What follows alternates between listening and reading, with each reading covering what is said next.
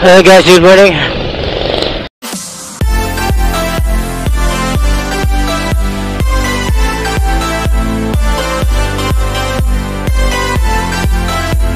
Good morning mga ride. Happy weekend po sa ating lahat. Friday night, Friday morning pala. Friday morning, madilim na Friday. So yun na, good morning, good afternoon, and good evening, no? Sa mga isulok ng sanlibutan ngayon. No, at sana'y maging goods, as in goods na goods, yung ating morning today. No, dahil kahit na maulan, kahit na may nagbobogyang ulan, may bagyo din ata ngayon.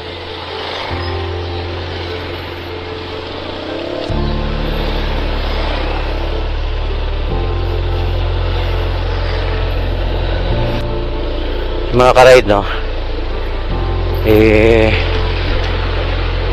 habang papalapit na po yung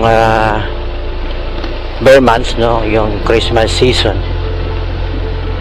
ay dumarami din yung mga bagyo na dumaraan. Rosie, marami na ng Rosie ngayon nagsilabasan, Daboli motorcycle, kasi binuboli kasi yung mga motor na to, mga China daw, made in China, pero hindi nila alam na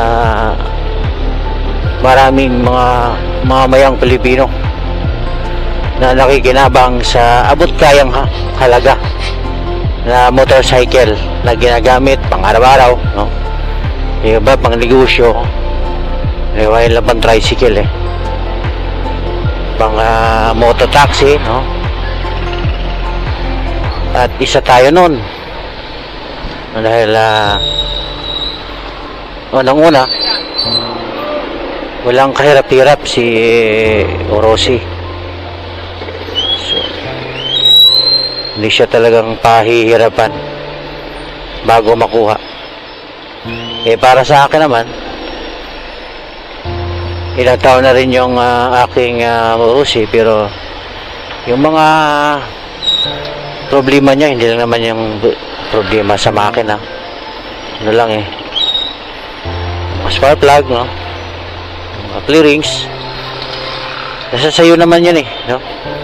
Kung hindi ka balahura ka naman gumagamit, kahit branded pa yung motorcycle, motor mo, wala rin masisira. Masisira yan. Lahat ng bagay nandito sa mundong ito, masisira yan. Kaya hindi natin pwedeng ikumpara yung branded sa China, dahil oo, matibay, trusted talaga, pero masisira pa rin yan. So sa depende na lang yan sa pag-aalaga.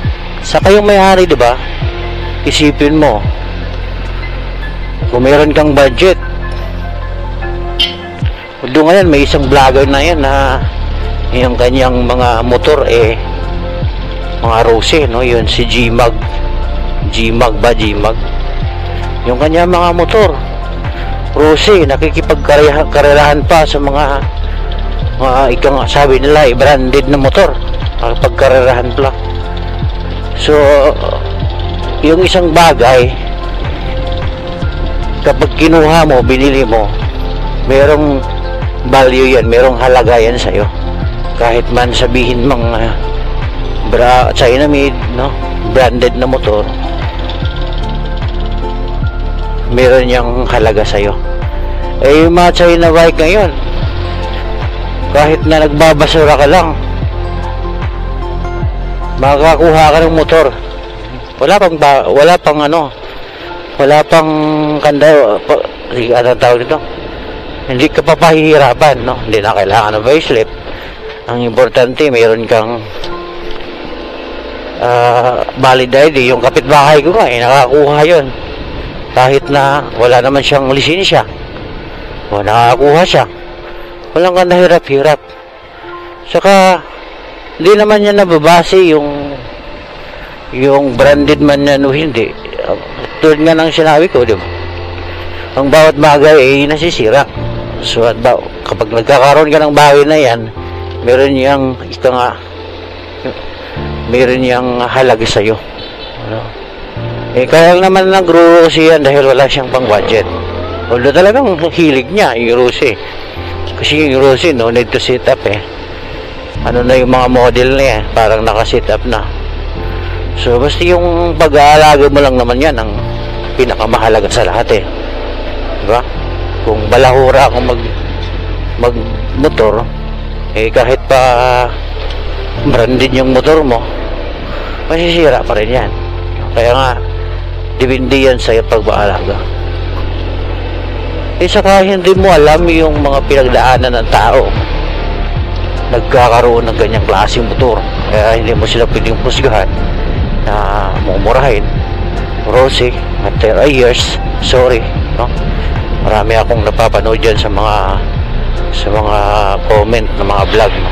Once na ang Rosy na ang magpapakitang gilas, andyan na yan. Andyan na yung mga buzzer na yan. Andyan na yung mga maninira na yan. So hindi nila alam yung pinagdaanan ng tao. So, hindi mo alam yung pinagdaanan ng tao, yung mayari ng motor na yan. So yung bilang isang mayari ng mga branded na motor, sana bigla natin ng respeto yung bawat sino man, mga China user man yan, kasi nga sa kanila ay mahalaga yan. Malaking tulong yan sa kanila na bilang isang owner na yun lang ang ginaya, yun lang ang abot kaya ng kanilang mga budget, no? So talagang meron talagang klaseng tao na ganyan na nakita niya yung sarili niya, kaya parang ang tingin niya sarili niya mataas siya, kaya kinukumpara niya yung sarili niya sa iba. Pag mangyari nito, yan na yung mga pambubuli, yan yung maghuhusga. Pero hindi na dapat natin gawin yan, no?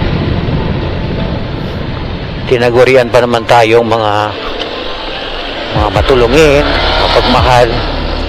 Pero sa mga bagay na ganyan, kapwa natin, sinisiraan natin.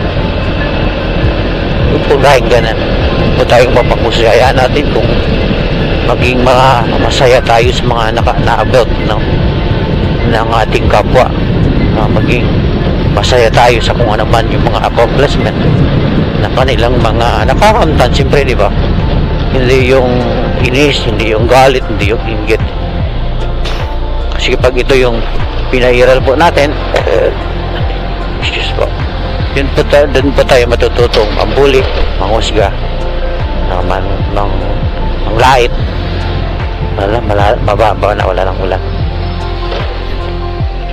So hindi yan maganda. Salamat ka, di ba? Dahil may branded yung motor mo, hindi China. Kaya dapat hindi yung sarili mo yung makikita, mayabang ka. Pero hindi naman na masisira din naman yung motor niya kaya sabihin mo branded yan. Yung kasing likas talaga ng tao. Likas ng tao yung kasalanan, mainggitin.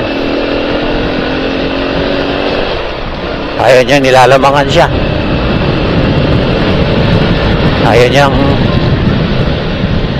wala siya. Kaya kung anong meron kapwa niya, ba't meron din siya. Pero wag tayong nararating kasi yung mga hindi natin alam yung mga pinagdaanan nila. Kaya huwag na tayong magkusga, kaya na lang natin sila kung ano yung gusto nila sa buhay. Wala ka namang maitulong dyan kung maitulong mo, bilhan mo, kung maitulong mo, bilhan mo. Pero ngayon napakarami na po ng Rosy user dahil bukod pa sa mura, naka-sit up na sila, di ba? Hindi mo na kailangang papormahin pa dahil formado na. Ayun na mga ride, no? Yung mga user ng Rossi, hayaan natin sila. Kasi may mga ganyang tao talaga. May mga ganyang tao na sa narating ng kanilang mga buhay, accomplishment. Imbes na magpasalamat, nagmayabang pa sila, no? Salamat mga maraming salamat. Ingat po tayo sa daan. Bali, happy Friday po sa ating lahat. So medyo nawala na yung tawag nito, yung maitim na ulap, no? Pag-ingat po tayo sa daan, no? Mapagbigay, mahinahon. Yun yung pinakamahalaga sa lahat. Kung mamadali, paunahin na din. Hayaan nyo lang mauna para maiwasan yung hindi dapat mangyari, yung kapahamakan, yung gulo, yung away, di ba? Para maiwasan natin yan. Paunahin, no? Yan, mauna. Ano lang yun. Huwag mong isang pagsiksikan yung sarili mo. Ano yun? Hugot. Diba kayo? If you like this video, please like and share. Don't forget to subscribe my YouTube channel ang nag-iisang hari ng Kalisada. The wonder why about the only one. Road rider on the road. Bye bye.